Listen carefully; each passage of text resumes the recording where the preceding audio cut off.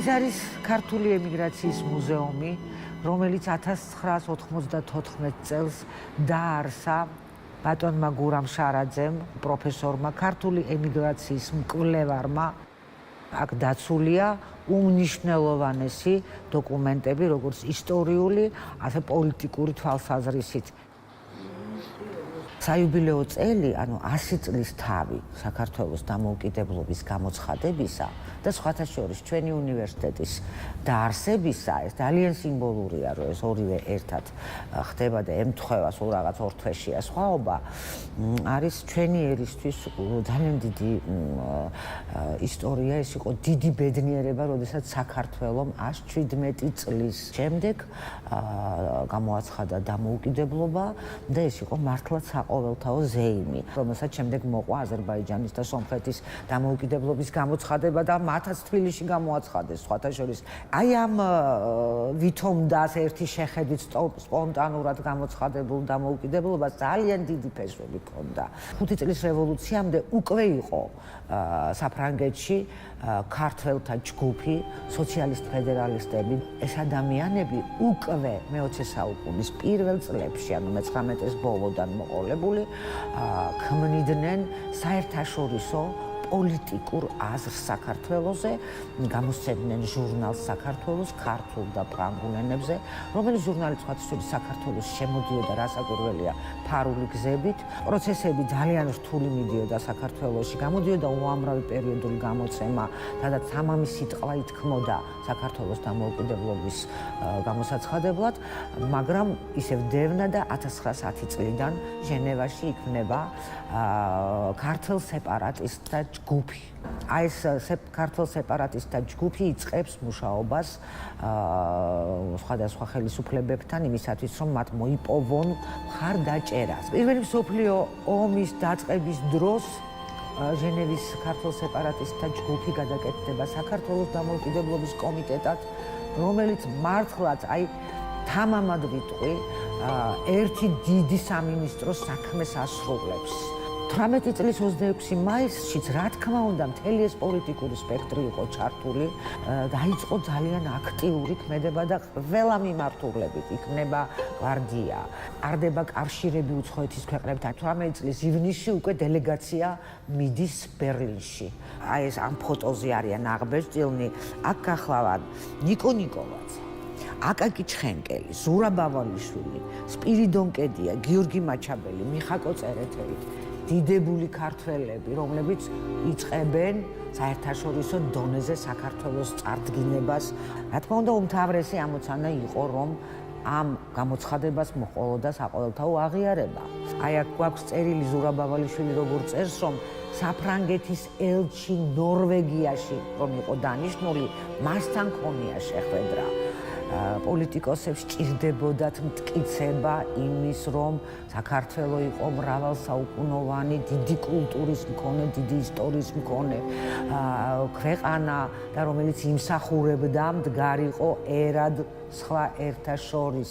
ამას მოყვა შემდეგ პერმანენტული საერთაშორისო კონფერენციები, ყველგან მიდიოდა ძალიან სერიოზული დელეგაცია და ამ დელეგაციის მთავარი წევრები იყვნენ უმრავლეს შემთხვევაში ზურაბ ავალიშვილი, მიხაკო წერეთელი, ბერლინში ნიკო ნიკოლაძე იყო, აკაკი ჩხენკელი თავისთავად, აკაკი ჩხენკელი შემდეგ დაინიშნა ელჩად ევროპის ქვეყნებში.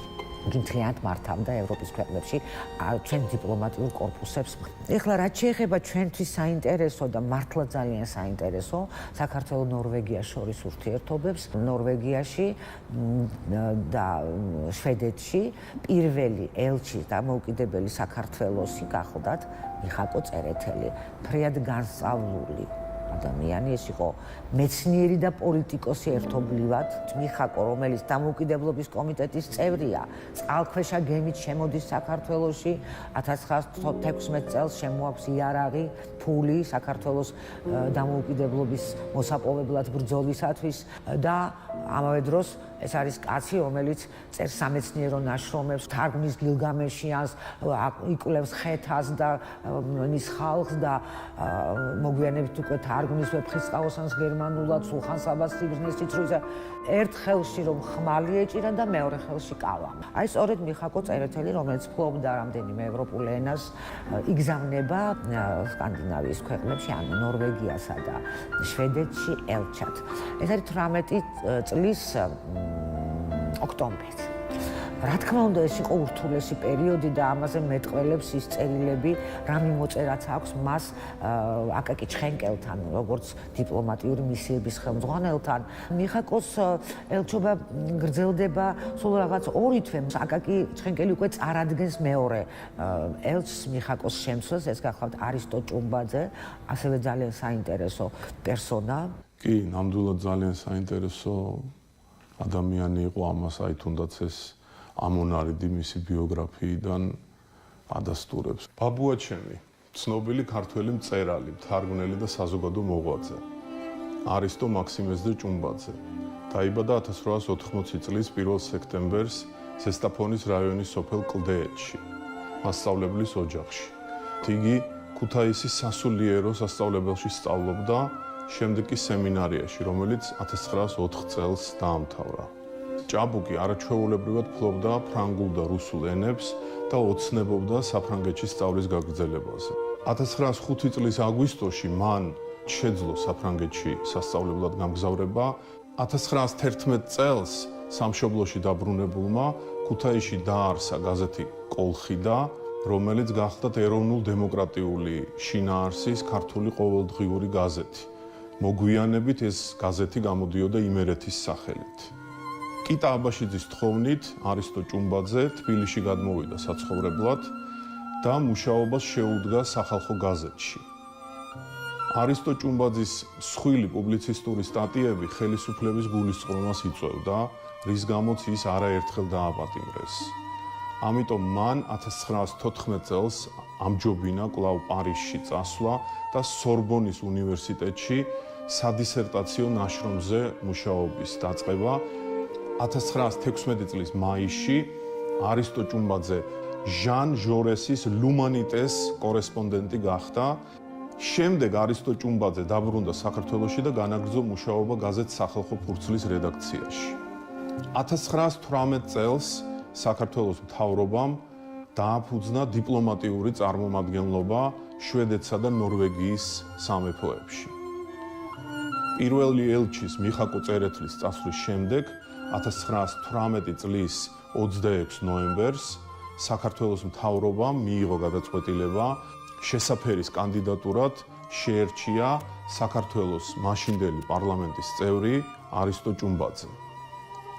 საქართველოს საელჩო მდებარეობდა სტოკჰოლმში და ფარავდა ნორვეგიის სამეფოსაც. შვედეთის სამეფოში საქართველოს საელჩოს მთავარი ამოცანა იყო ოფიციალურ სტოკჰოლმსა და ოსლოსთან ძალიან აქტიური თანამშრომლობა ვერსალის საზავო კონფერენციაზე ამ ქვეყნების წარმომადგენლების მხრიდან მხარდაჭერის მისაღებად საქართველოს დამოუკიდებლობის საცნობად და ასაღიარებლად. საქართველოს საელჩომ შვედეთის სამეფოში დიდხანს ვერ ფუნქციონირა სახსრების უქონლობის გამო. 1920 წლის ივნისში არისტო ჭუმბაძე იძულებული გახდა დაეხურა საელჩომ.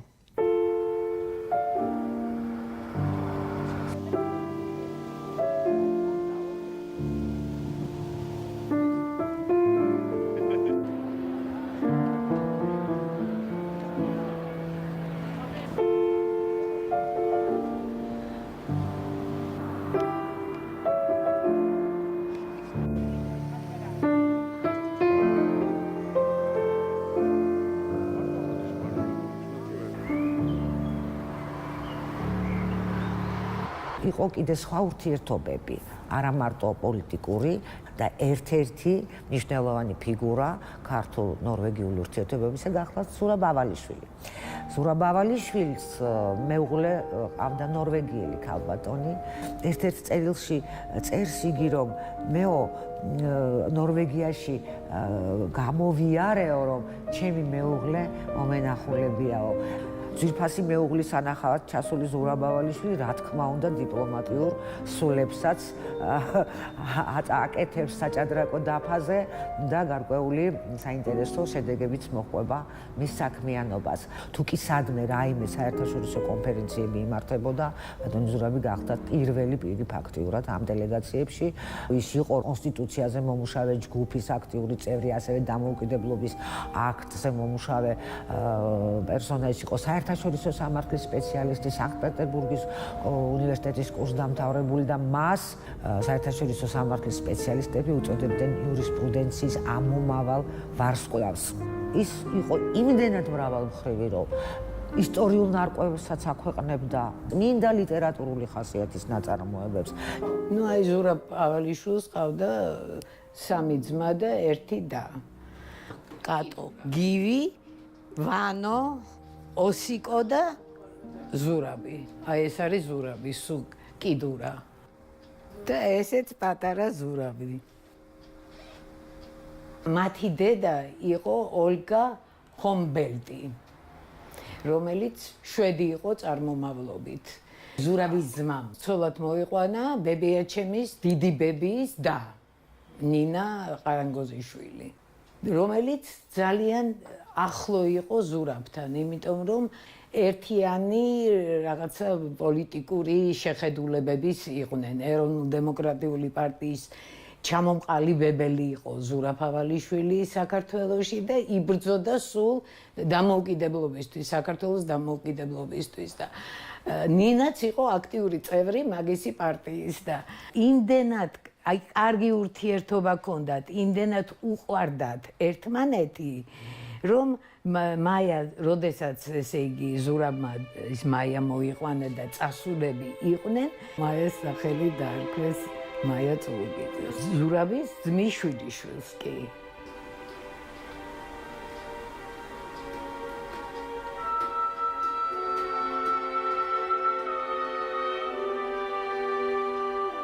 სამწუხაროდ უკვე ის თაობა აღარ არის, რომელმაც ძალიან ბევრი რამე იცოდა. თავის დროზე უნდა ჩავიწეროთ ხოლმე რაღაცები, იცი, აი იმისთვის, რომ მე არ დაგვავიწყდეს და რაღაცა არ გამოგრჩეს. მე ძალიან ნანობ, რომ ბევრი რამე არ ჩავიწერე ჩემებისგან. Maya Vogt was the sister of my great-grandmother, and my grandfather, who was an only child, I think had very close relations to Maya and Zurab Avalishvili. He lived in Paris for a few years during his studies, and at that time I think he saw them quite often. And also Maya was here in this building to visit her sister many times. We don't exactly know when the last time was, but I think it might be in 1936. She died in 1938. So I remember from my childhood, my grandfather, who was a very good storyteller, he told about his aunt and uncle, the stories from Georgia, and also the stories from the Georgian exile milieu. Well, the portrait of Maya is painted by Oda Krog. She's very well known in the art history of Norway.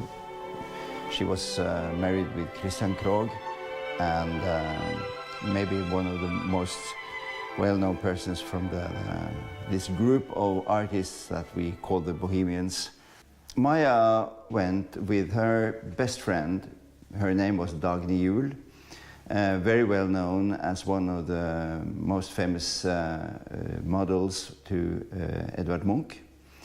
And at that time, they went to Berlin to stay with a group of Scandinavian artists. And as you might know, Dagny Juel met the Polish author and philosopher Przybyszewski. Zurab Avalishvili was his friend. And Maya met him there in Berlin. And they became a couple, and they later on married in St. Petersburg. And then they lived in Russia because he was member of the Duma representing Georgia. When the revolution came, he was occupied with, you know, political affairs about the independence of Georgia. He left her in Moscow, and she really had big problems there. So she tried to get out, which was very difficult. But fortunately, she was a very good friend of Trotsky. And Trotsky helped her, and she got a Fridtjof Nansen passport, and she left to Norway, and then she came here to stay with her sister, waiting for things to, you know, to clear up. And my grandfather told me that when she arrived here in Lillehammer, she had the weight of 38 kilos. Then Zurab came here to Norway to pick her up, and then they moved to Paris. They lived in Paris more or less for the rest of their lives. Later on, I have learned to know that he actually died in Munich in '44 and was buried there, and that the remains from him was moved to Tbilisi when Shevardnadze came into office. We don't have many things, you know, bits and pieces from them because, well, first of all, I think they're probably quite poor. But the one thing we still have is this necklace. Oh. This was a present from Maya to her sister, and here it is. This is the only thing we have from the Awalshvili. She must obviously has been a very open-minded person, marrying someone from another country far away, living abroad most of her life, taking part in very dramatic and difficult political processes. Zurab Awalshvili was, I think, one very strong person in the Georgian diaspora, working to find some way to get new independence for Georgia during this early Soviet period. And of course, she must have been very into those discussions, being so close to him as she was. And it's a pity they didn't know what happened later on.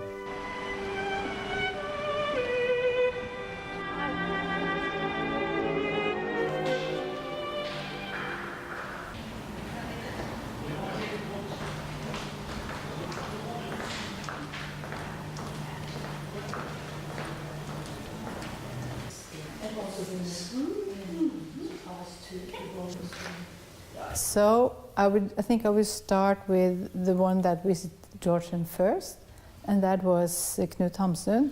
He traveled in the autumn of 1899 from Finland through Russia and down over the Caucasus to Tbilisi and further on to Baku and then over to Batumi. And he wrote a book from this adventure, I must say, because he called it In Wonderland. Here we have a version from 1909, and this was one of many actually we got from Hamsun himself. He gave the library a lot of his manuscripts, and later on he wrote a letter, and he says that I have traveled through Russia and Caucasus. I have never experienced a more grandeur and a beautiful adventure, especially the journey from Vladikavkaz across the mountain to Tbilisi. Ask the two Russians if there is another planet, it's more beautiful people, the vines are more red, the mountains higher. And around Kashbek, I think God lives throughout the year. And then the other person which I mentioned earlier is Fridtjof Nansen. It was through his humanitarian work that he got in contact with Georgia and Georgians. The first time he came to Georgia was in June 1925. Went by boat from Istanbul to Batumi. Then he met the group of Russian government and also from official people from the Georgian government, yes. When he was traveling, he often brought with him small notebooks. And this is his notebook from the first visit in Georgia, which was published in Norwegian, and it very quick came also in English and in German. And in 2010, it was translated into Georgian. He took photographs. Some of them are in the book, but we have even more photographs. And they're rather interesting because he was traveling around. He visited a power plant outside Tbilisi and Mshketa he visited, and also from travel through up to Kashbek he took lots of images.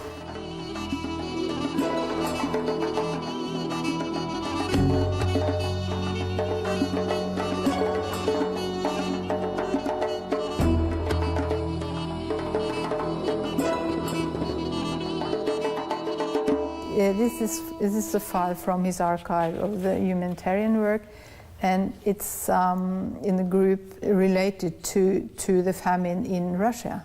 Among these, there were a letter from a Maya called Fukt Avalov. And this is a letter that was written by her in 1922 to Fridtjof Nansen. And she's at this moment in Norway. She says that her husband at this moment is in Washington. Nansen had been working on the famine in Russia, as I told you, and he managed to get a lot of grains from the Americans that was sent to the famine areas.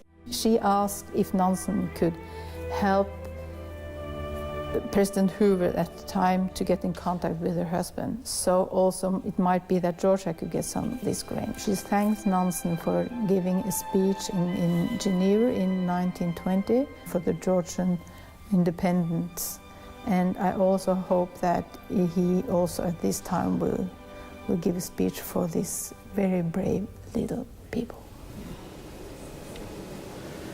It is actually We have several language archives. There are a lot of really, really interesting languages, and some of these languages are now, as far as we know, only documented here at the National Library. One important reason why we have so many language archives, the National Library used to be the university library. And so we got the archives from the professors working at the University of Oslo. Vogt was part of a generation of researchers that were really on the top in the world in what they were doing. And there were several of them working specifically between the wars in that period of time, traveling all over the world and collecting. So it's sort of a specific tradition and a specific generation that collected some really, really interesting materials that we keep here. We actually have two archives after Hans Vogt. Parts of the archive you can see on the table here. There are very interesting material in it, both on Caucasian languages, Georgian, Armenian, and the now extinct language Ubykh. And that is these 4 metal cabinets, so with lexicographic and grammar notes on the Georgian language. Hans Vogt studied at the University of Oslo, or Christiania as the town was called then, from 1921 through 1928, but he spent a year in Paris from 1924 to 25, where he attended lectures given by the most prominent French linguists of his time. And then he majored in Latin at the University of Oslo in 1928. But he must have enjoyed studying in Paris with the French linguists, because in 1929 he went back to Paris on a scholarship from the Nansen Foundation, and he studied Armenian philology. But at the same time he started studying Georgian, the Georgian language, among Georgian immigrants to France. And his doctoral thesis was in French. This is a printed version of it from 1938. Esquisse d'une grammaire du georgien moderne. And later, at least in 1971, it was published as Grammaire de la langue georgienne. This is Hans Vogt's own interfoliated copy of the Georgian grammar with his own notes. I found an obituary written in Norwegian right after Hans Vogt's death. It's written by Josep Megrelidze and was published in Samshoblo in December 1986, the year Vogt died. And here is a quotation that Vogt, something Vogt has said. He used to say, "I lived for a long time in France, but I didn't get any close friends there. I lived for a short while in Georgia, but here I found many friends. And this must be because of the Georgian people's noble heritage and way of mind." After finishing his master's degree here in Oslo, he went back to Paris, and there it started, because in Paris lived his aunt, who was married to a famous Georgian former politician and diplomat, Surab Avalishvili. And then he started taking lessons in modern Georgian with one of the immigrants. Then my father was offered this scholarship to go to southern Caucasus to make research on the southern Caucasian languages, and then especially Georgian, of course. Well, he accepted this offer, and then he went off in September 1932 for Tbilisi. There he got in contact with the linguistic milieu at the university in Tbilisi, which he described as very fine, very good, high level. And there his teachers were to be Iliko Abuladze, who was the head of the magnificent Manuscript Institute. Other teachers were Varlam Topuria and Akaki Shanidze. მე ბევრი არ მახსოვს პირადად ფოხტის შესახებ, იმიტომ რომ მე მაშინ ძალიან პატარა ვიყავი. ის რომ ჩამოვიდა ვიყავ სულ 6 წლის. მაგრამ ბუნდოვანად მაინც ბავშვობის მოგონებები რაღაც მაქვს. მახსოვს მისი სახე როგორი იყო, ძალიან კეთილი გამომეტყველება ჰქონდა, ხშირად მოდიოდა ჩემთან და ყოველთვის ვამჩნევდი როგორი პატივისცემით და როგორი სიყვარულით ეკიდებოდა მამაჩემს და საზოგადოდ ქართველ მეგობრებს. ისეთი წყნარი და ძალიან სიმპათიური კაცი იყო.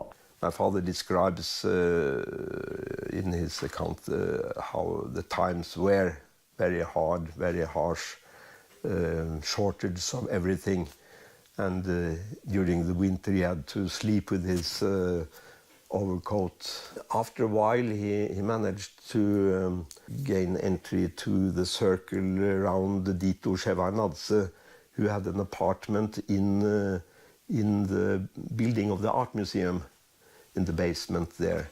And there he gathered weekly a circle of intellectuals. He visited many of the famous places. He actually took quite a lot of pictures.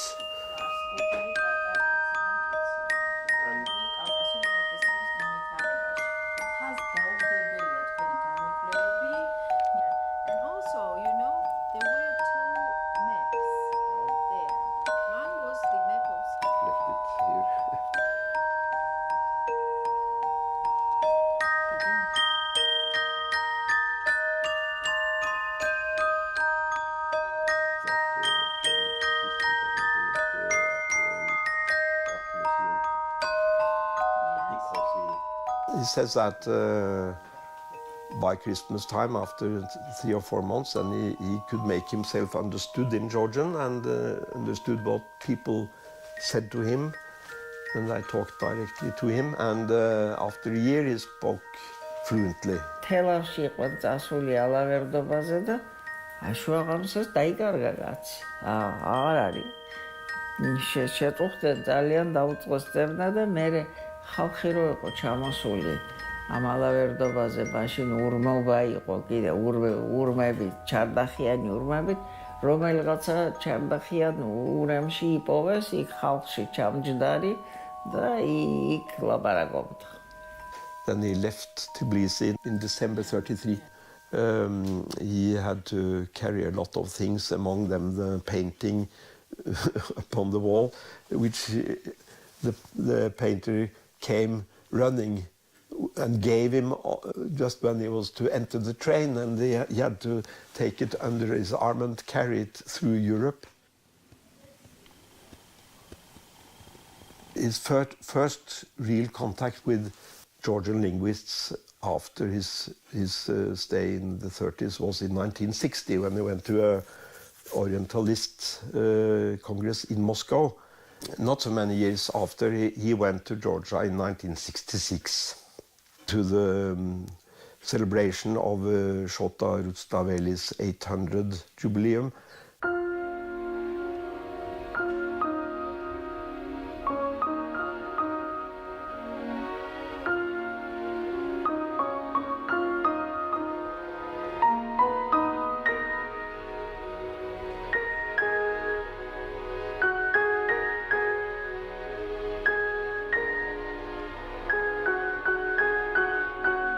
He describes this as a very great moment for him.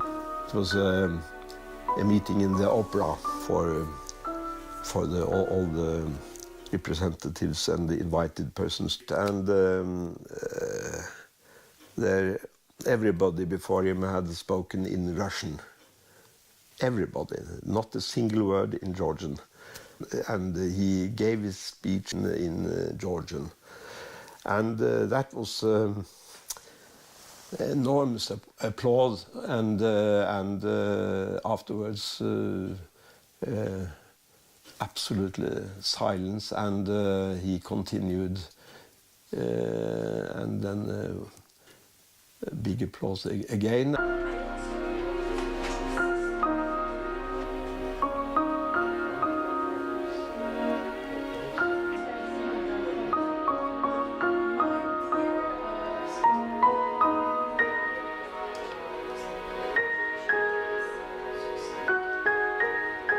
მოგანიჭოთ თქვენ გამოჩენილ ენათმეცნიერსა და ქართველობს თბილისის უნივერსიტეტის ფილოლოგიურ მეცნიერებათა საპატიო დოქტორის ხარისხი.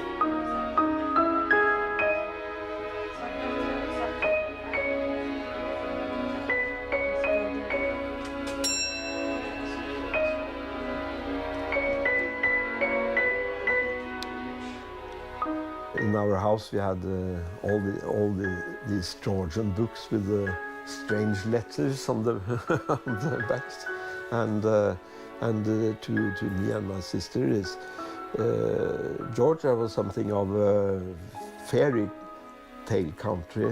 You see, I think he would have been very glad to have this day to celebrate the 100th anniversary of.